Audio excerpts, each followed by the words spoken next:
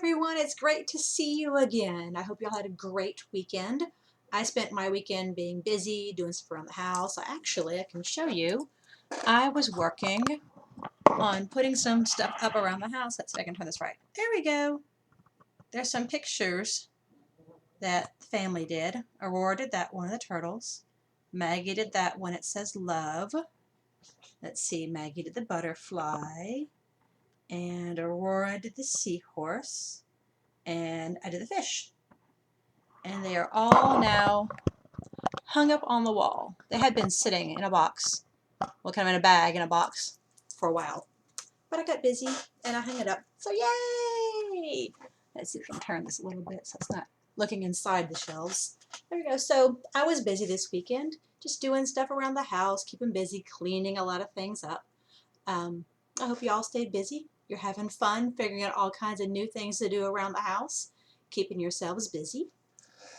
I have a song that we have done lots and lots and lots of times. The Itsy Bitsy Spider. So let's go ahead and we can sing that one together. It goes like this. It goes, we make our spiders.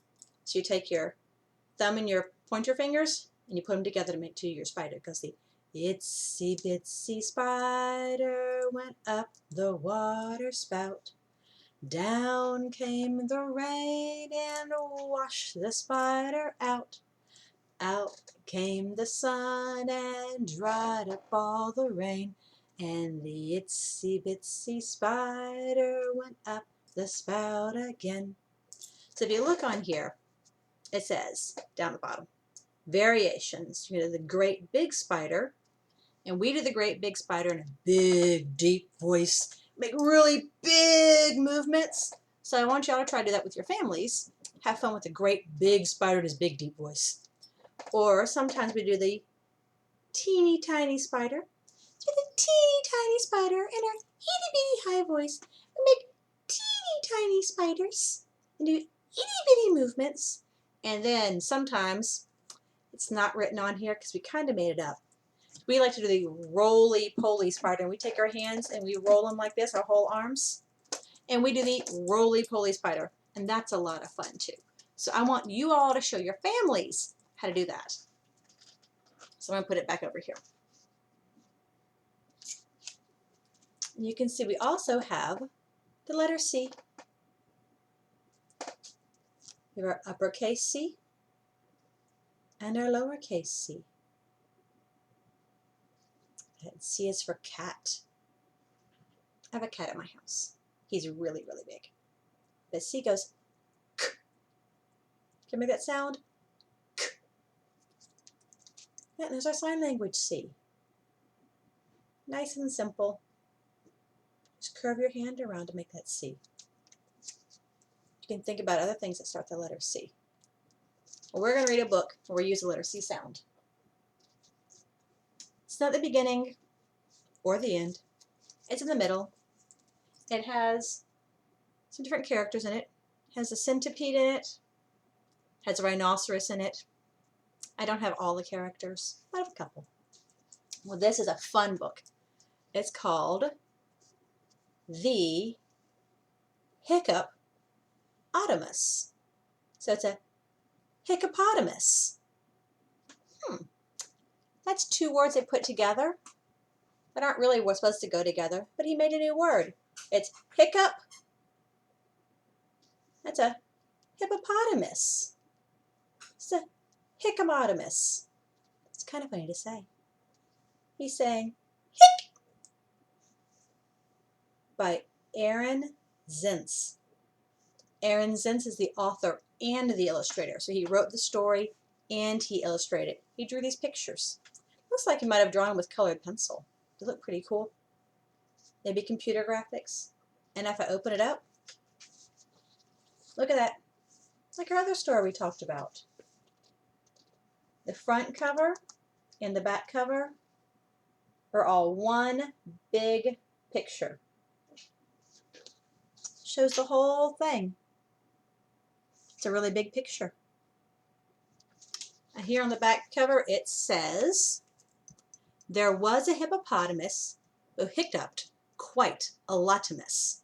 And every time he got a miss, he'd fall upon his bottomus.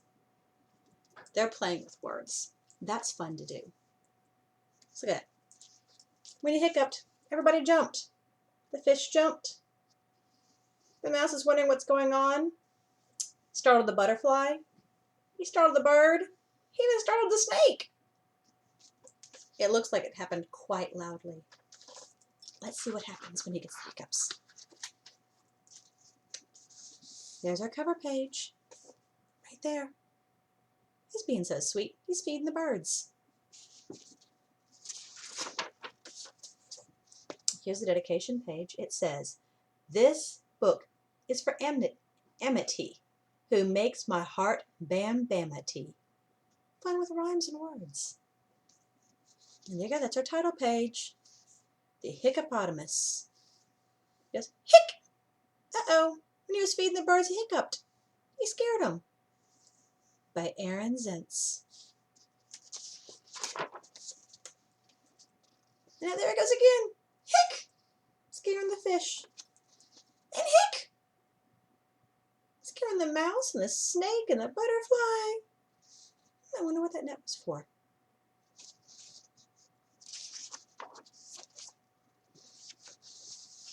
Hic! Uh-oh. There was a hippopotamus who hiccuped quite a lot of miss.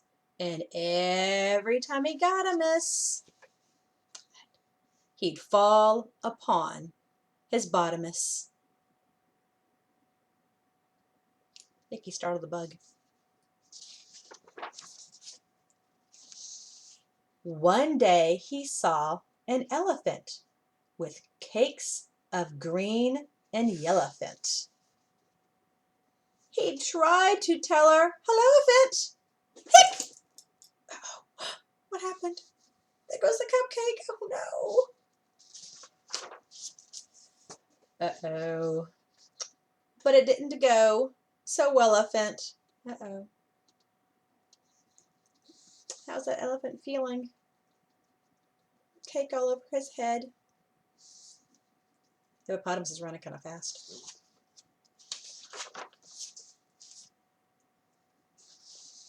She chased him towards a centipede, pouring new cementipede. He hicced by accidentipede. Hic! Oh no.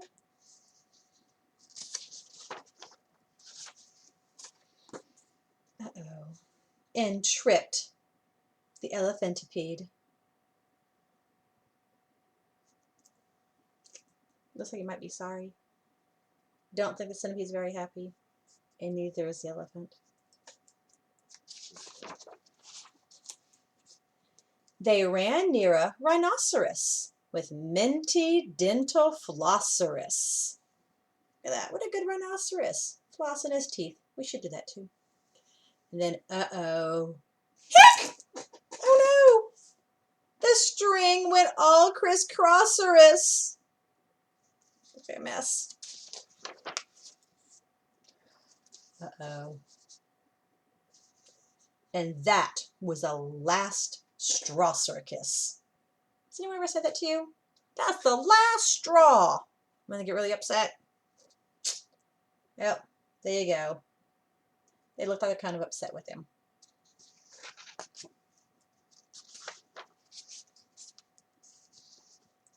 They tried to find a therapy.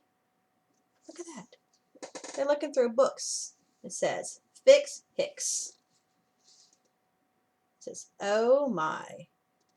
It says, antidotes and hiccup cures. And hiccups. And no to hicks. So these are all books about how to cure hiccups. Let's see what they find. It says, they tried to find a therapy, some cure which they could share-a-pee. A what or why or where-a-pee, to stop this long nightmare-a-tee. So they wrapped him round and round with licorice, and spun him very quickerish. He said, hic, hic, hic, hic, hic. Didn't work. they secured him to a buffalo and made him huff and puffalo. He said, all, hic, hic, hic, hic, hic. That didn't work either.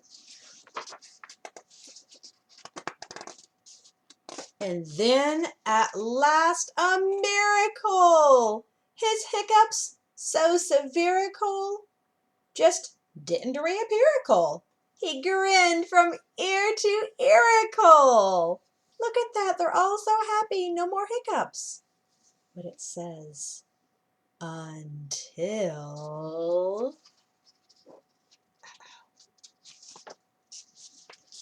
Oh no! Hic! Hic! Hic! Now they have the hiccups.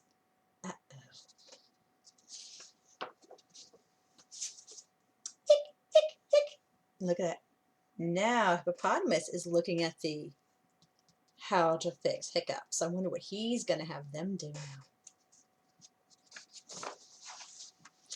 And it says cast biographies. That's different. It's on our end page. Let's see what it says. It says, there's Hippopotamus. It says, the part of Hippopotamus was played by veteran hippo actor Hank Pulowski. Due to a paralyzing fear of fish, some of his scenes in this book were performed by a crew of stunt doubles. That's pretty silly.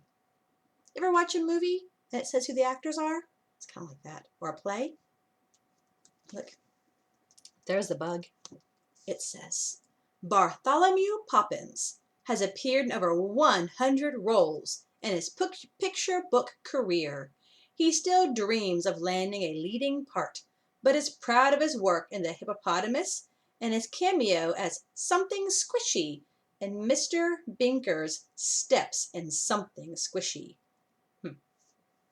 Let's see. The Yellow Elephant. Many considered it a risk casting an unknown in a significant elephant role. It would appear that pachyderm Katie McMurphy has a promising career ahead of her. Following a serious allergic reaction, however, she is currently turning down all parts that involve the use of frosting. She's allergic to frosting. That's not fun. Look, there's a centipede. It says, Samu T speaks no English, which created occasional confusion during his work on the Hiccupotamus. Author Aaron Zintz recalls the time the script called for the centipede to pour cement, but instead Samu began purring like a cat. The more I shouted, pour, pour, the louder he'd purr, purr. And let's see. There's the rhinoceros. It says, this is the final role for Dennis Flott. He is retiring to a small beekeeping community in northwestern Idaho. Good luck, Dennis. We wish you all the best. And there's the buffalo.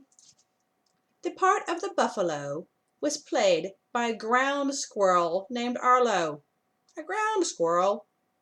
It took 14 hours in the makeup chair to get him ready each day. Unfortunately, that continually made for a very short window of opportunity to use him in costume. That's so silly. That told us more about the characters in our story. So maybe you can go back and look at some other stories and talk about the characters that are in there. Look at your own favorite books and figure out some characters that are in your stories. That's always fun to do. Because I know in a lot of TV shows you watch or movies, there's characters. And if it's a cartoon, you can talk about, well, who plays that character? Who does the voice of that character? Or if it's live action, well, who are those actors? You know, who are they in real life? What are they like in real life? And how are they different from the characters they play in TV and movies? I hope you all have fun. I hope you enjoyed our super fun story. And I'll put some more activities down at the bottom. Bye.